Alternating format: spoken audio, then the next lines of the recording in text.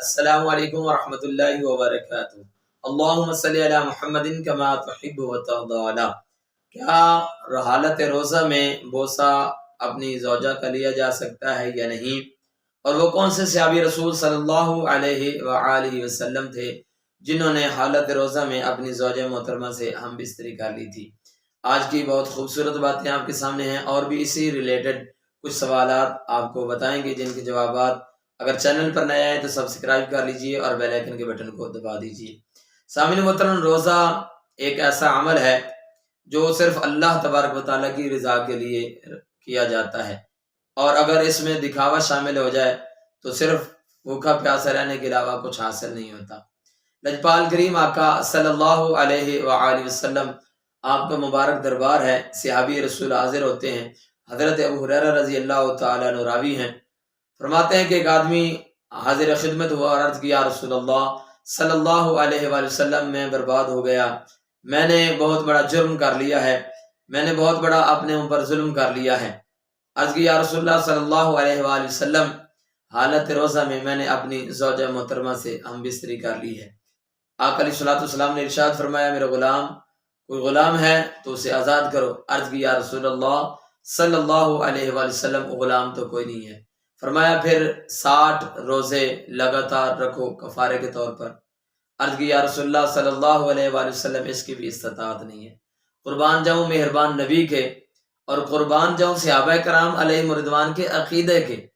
وہ سمجھتے تھے، وہ جانتے تھے، اور یہ بخاری شریف کے اندر موجود ہے، وہ جانتے تھے کہ یہ وہ در ہے جس سے مانگیں گے تو مالک عطا فرما ہی دے گا، اور وہ یہ بھی جانتے تھے کہ کفارہ اس کا 60 روزے ہے، یا 60 مسکینوں کو کھانا کھلانا ہے، یا غلام آزاد کرنا ہے۔ لیکن اس کے باوجود سونے لجپال کریم آقا صلی اللہ علیہ وآلہ وسلم کی بارگاہ میں حاضر ہیں اور عرض کر رہے ہیں، یا رسول اللہ صلی اللہ علیہ وسلم، غلام میرے پاس نہیں ہے، 60 روزے میں نہیں رکھ سکتا۔ فرمایا آقا علیہ الصلوۃ والسلام نے، 60 مسکینوں کو کھانا کھلا دو۔ عرض کی، یا رسول اللہ صلی اللہ علیہ وآلہ وسلم، اس کی استطاعت نہیں ہے۔ صدقے قربان جاؤں اس دربار مبارک پر، میرے لجپال کریم آقا صلی اللہ علیہ وآلہ وسلم نے بیٹھنے کا حکم ارشاد فرمایا۔ تھوڑی دیر کے بعد فرماتے ہیں کہ ایک ٹوکرا کھجوروں کا لایا گیا۔ لجپال کریم آقا صلی اللہ علیہ وآلہ وسلم نے فرمایا، وہ سائل کدھر ہے، سوال پوچھنے والا؟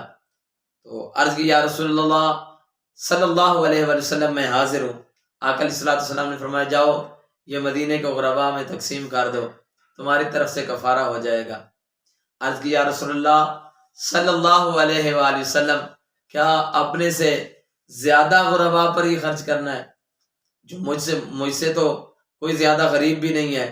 آقا علیہ الصلوۃ والسلام مسکرائے، اتنے مسکرائے کہ راوی بیان کرتے ہیں کہ سونے محبوب صلی اللہ علیہ وسلم کے دندان مبارک، ہم نے ان کی زیارت کی، اور آقا علیہ الصلوۃ والسلام نے فرمایا، جا میرے غلام، خود کھا لے، اہل خانہ کو کھلا دے، تیری طرف سے کفارہ ہو گیا۔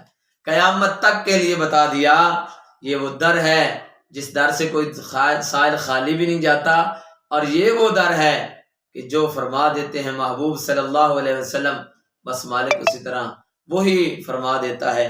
کسی قرآن کی آیت میں نہیں آیا کہ محبوب ہم نے اس طرح حکم دیا تھا اور آپ نے غلام کے ساتھ کیا کیا۔ گویا بتا دیا، وَأَمَّا السَّائِلَ فَلَا تَنْهَرْ، سونا کوئی بھی سائل ہو خالی نہیں موڑنا۔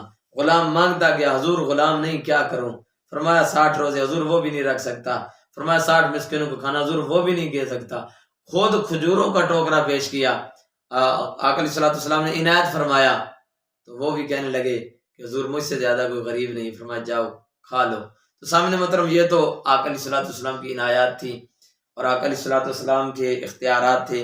کیا کوئی بندہ اپنی زوجہ کا بوسہ لے سکتا ہے؟